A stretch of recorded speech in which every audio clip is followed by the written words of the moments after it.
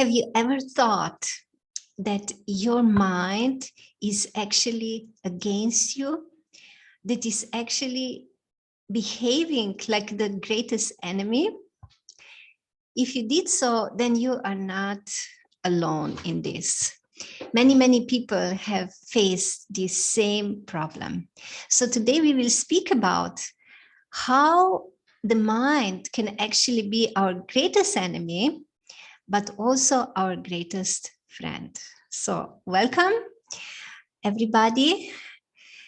I hope that you will find something very helpful and practical in this short class. My name is Prima Manjari Devidasi, and I'm practitioner of Bhakti Yoga.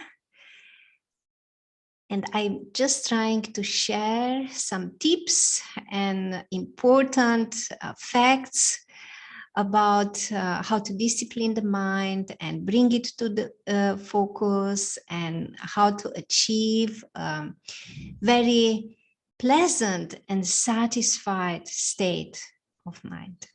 So we will begin actually with one text. Like in our last class, we were also taking one text from ancient yoga textbook called Bhagavad Gita. Today we will read text in the chapter 6, the same chapter, Dhyana Yoga, or Yoga of Meditation. And this is verse number 6. Bandhur atmatmanastasya yenatmaivatmana jitaha anatmanastu shatrutve vartatatmaiva shatruvat. For him who has conquered the mind is the best of friends. But for one who has failed to do so, his mind will remain the greatest enemy. And purport by His Divine Grace, A.C. Srila Bhaktivedanta Swami Prabhupada. The purpose of practicing Eightfold Yoga is to control the mind in order to make it a friend in discharging the human mission. Unless the mind is controlled, the practice of yoga for show is simply a waste of time. One who cannot control his mind lives always with the greatest enemy. And thus his life and its mission are spoiled. The constitutional position of the living entity is to carry out the order of the superior. As long as one's mind remains an unconquered enemy, one has to serve the dictations of lust, anger, avarice, illusion, etc. But when the mind is conquered, one voluntarily agrees to abide by the dictation of the personality of Godhead, who is situated within the heart of everyone as Paramatma. Real yoga practice entails meeting the Paramatma within the heart and then following his dictation. So I will stop here. And before I continue, I would like to invoke auspiciousness and blessings of my spiritual teachers.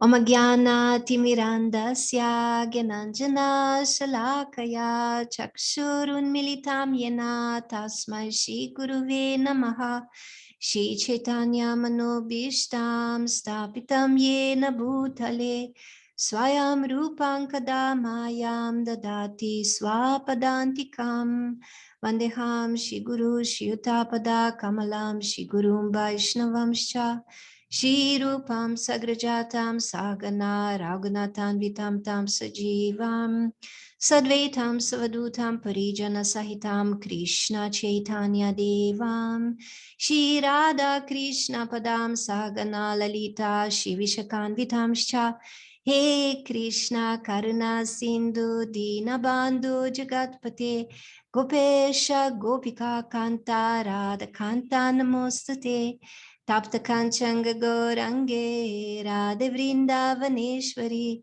Vrishabhanu Sute Devi Pranamami Hari Priye Panchakalpatarubhyascha kripasindubhya eva cha patitanam pavanebhyo vaishnavebhyo namo namaha. Shri Krishna Chaitanya Prabhu Nityananda Shri Advaita Gadadara Shivasadi Gaura Bhakta Vrinda.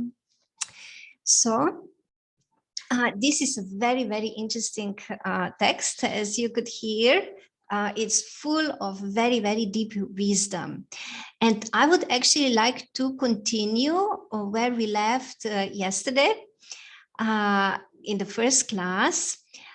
In the purport that we read, there was a description, actually, very interesting description. If you watched, maybe you remember. It was a description, actually, it gave us a vision, an illustration of how is this like mind, body, the self relationship? Because this is, everybody is like wondering about this. What is the body-mind connection, the self connection? How does this work out? So the description in this ancient literature, yoga textbooks, is that there is a carriage which represents the body. So our body is just like a carriage, which is pulled by the horses. And the real self, so us, the real person, we are the passenger in this carriage. And the driver of the carriage is the intelligence, and the mind is the reins, and the horses are the senses of the body. So this is a very detailed and analytical explanation, actually, and it gives us also the hierarchy of who is stronger or who is above who. But usually, especially if you're asking yourself, why is your mind against you? That means that the mind has become the most powerful. So the mind has overpowered intelligence. The mind has overpowered the real self. And it's just like totally controlling you. And this is what we can see, like in yoga practice, the mind is considered to be the central point. Why? Because if you can discipline the mind, if you can bring the mind under your control, then you can really make progress.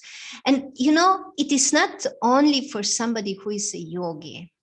The fact is, for every person, even in modern life, even in somebody who is like trying to achieve something in the material world, it is very important that he brings the mind under control and that he disciplines the mind, because then he can really achieve his goals or her goals. Then he or she can really focus the mind in the direction that he or she wants and goes about the goal. So I would like to bring up some more of the points from this very interesting purport. So here we can see it. This verse is saying that the mind can be either our greatest enemy or our greatest friend.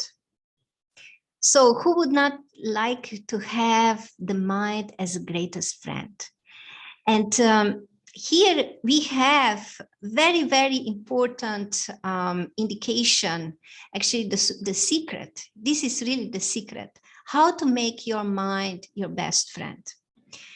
First thing is the mind has to be brought under control. The mind has to be disciplined. And then the second question that here one can ask is, how do we discipline the mind? How do we bring the mind under control? So to explain this, I would like to tell you a story first. Very interesting story.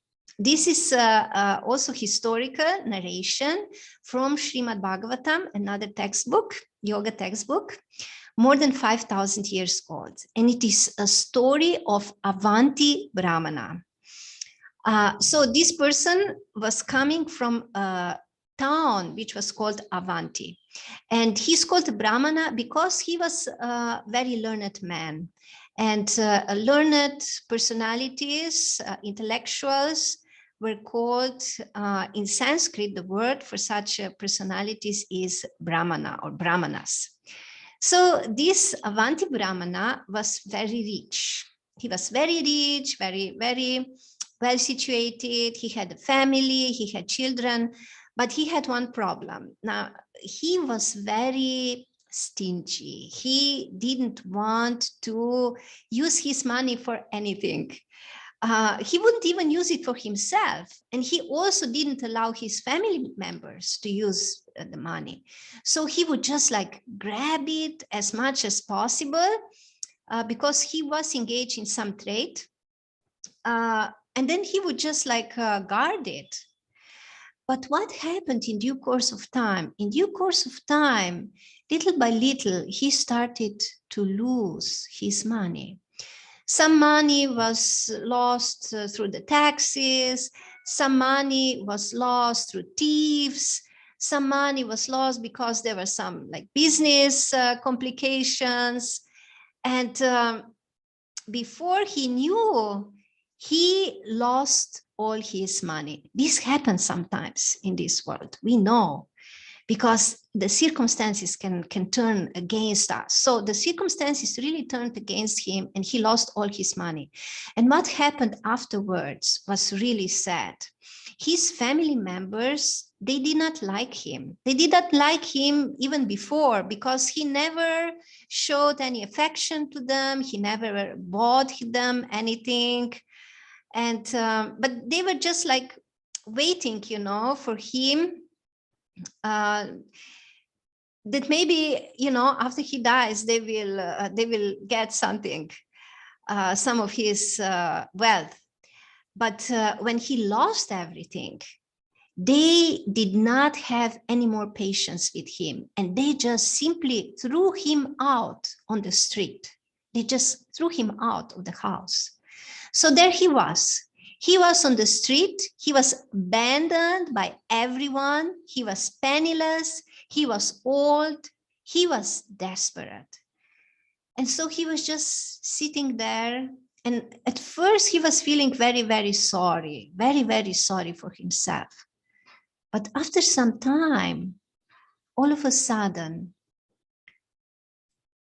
an awakening of some deep, deep spiritual realization came into his mind.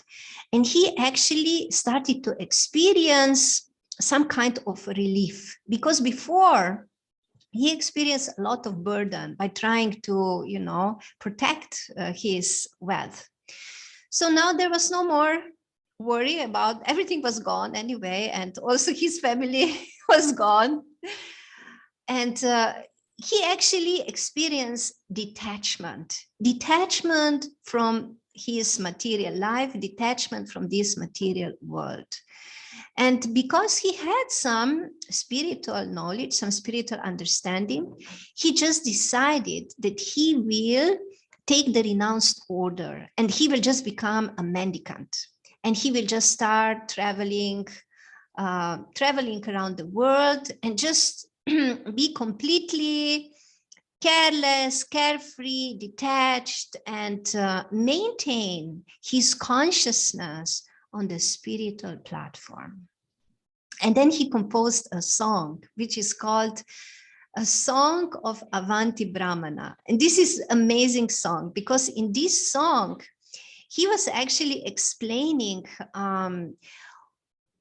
you know, what is the mind able to do, how the mind creates all kinds of like false connections and convinces us about other people's being our enemies or friends.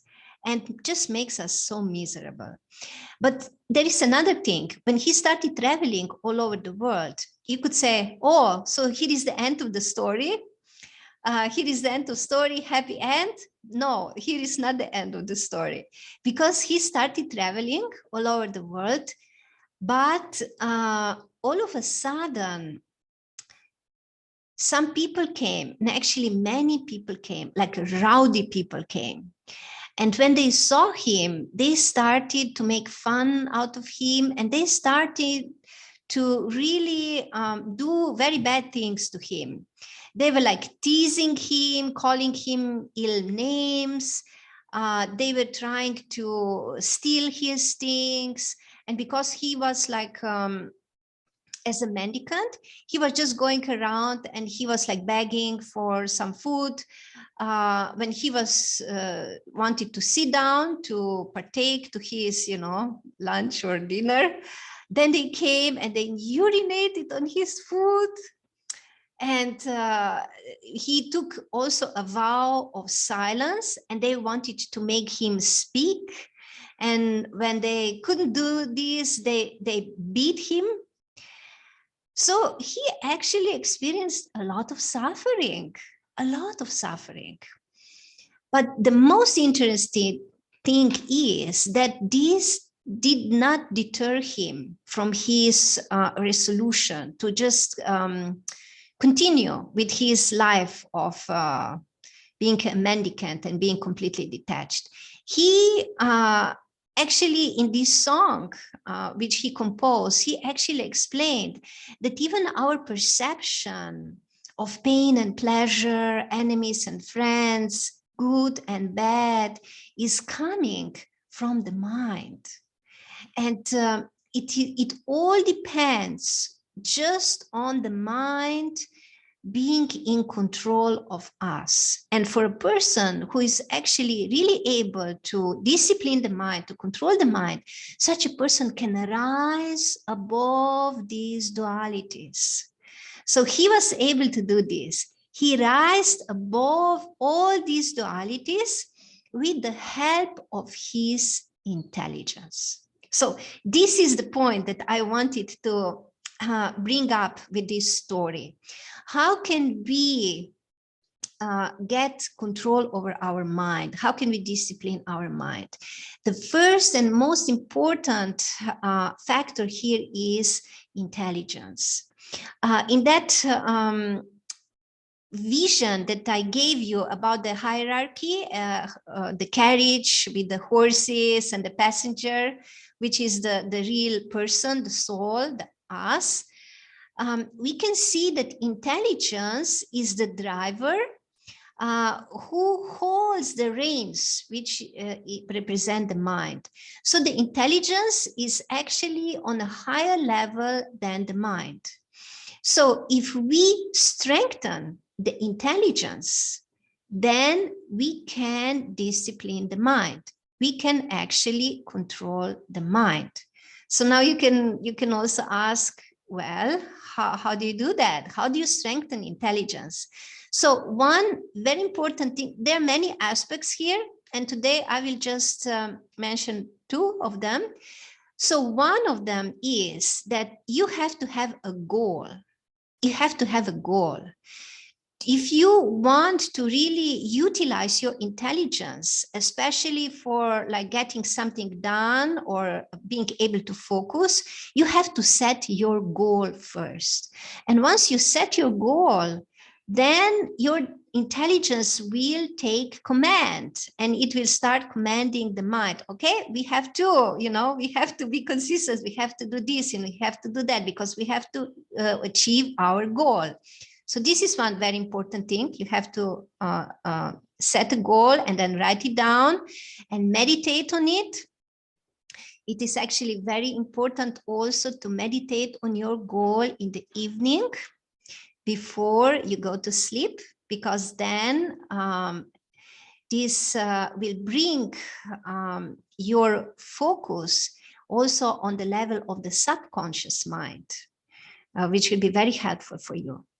But the second very important point about strengthening the intelligence is that if you want to achieve long-term disciplined mind, and if you want to really on long-term control your mind, then you need to strengthen your intelligence by connecting it with spiritual wisdom.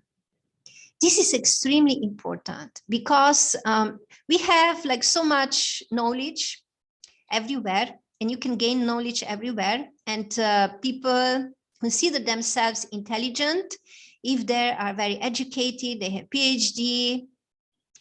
But the real strength of intelligence lies in its ability to be sharpened by the spiritual sound, by the spiritual messages.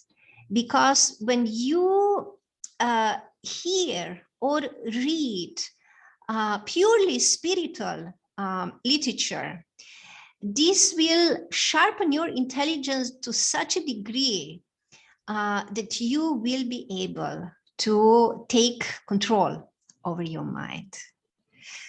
So these were some tips for how you can bring your mind to be your friend instead of your enemy. And I would like to conclude with one last point here. And this is very important. It says here that the constitutional position of the living entity is to carry out the order of the superior. So you can see the mind is made in such a way to carry out the orders. So if you will strengthen out your intelligence, then the mind will carry out the order of intelligence. But if your intelligence is weak, if your mind is stronger, then the mind will overpower your intelligence, and it will actually carry out the dictations of the material desires and hankerings and emotions, which will actually make you miserable, all the time. But to bring it under the control of intelligence is of the key here. And then still another point is when intelligence is really sharp and really absorbed in the spiritual wisdom, then the intelligence can actually connect with the spiritual dimension, with the spiritual reality, with the divinity, with the supreme consciousness, with the supreme personality, and then a whole new world will open up for you. So thank you very much for watching this video.